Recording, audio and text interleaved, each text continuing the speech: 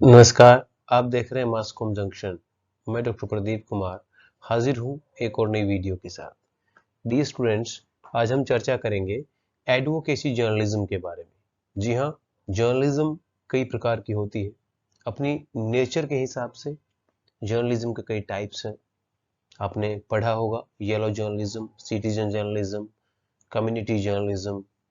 इसी प्रकार advocacy journalism भी एक टर्म है जर्नलिज्म में, जिसका जानना आपके लिए बहुत जरूरी है। Advocacy journalism is a genre of journalism that adopts a non-objective viewpoint, usually for some social or political purpose. Advocacy journalism में जो पत्रकारिता है वो नॉन ऑब्जेक्टिव टाइप की होती है, यानी जिसमें एक खास पक्ष को लेकर के, एक खास एजेंडे को लेकर, एक खास व्यू पॉइंट को लेकर के, एक खास आउटलुक को लेकर के पत्रकारिता की जाती है।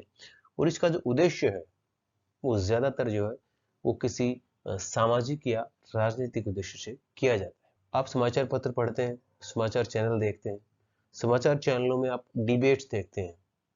तो उन न्यूज चैनल में जो डिबेट आप देखते हैं, अगर लगातार आप उन डिबेट को देखते हैं तो आप समझ पाते हैं कि फला समाचार चैनल जो है वो किस विचारधारा का समर्थन कर रहा है, किस राजनीतिक विचारधारा का समर्थन कर रहा है, किस राजनीतिक पार्टी से जुड़ी खबरों को प्रमुखता से दिखा रहा है, या किस राजनीतिक व्यक्ति के पक्ष में एक माहौल बना रहा है और लोगों की ओपिनियन उस तरीके से तैयार कर रहा है।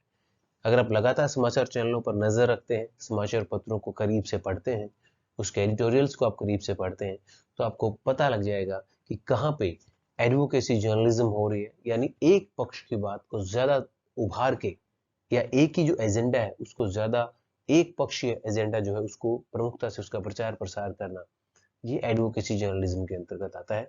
लेकिन एडवोकेसी जर्नलिज्म को समझने के लिए, उसकी पहचान करने के लिए जरूरी है कि आप जर्नलिज्म जो है, पत्रकारिता जो है, उस पर पैनी नजर बनाकर रखें। एडवोकेसी जर्नलिज्म की वजह से जो क्रेडिबिलिटी है, यानी जो पत्रकारिता की विश्वसनीयता है, वो गायब हो जाती है। विश्वसनीयता या क्रेडिबिलिटी जो है वो जर्नलिज्म का दूसरा नाम है।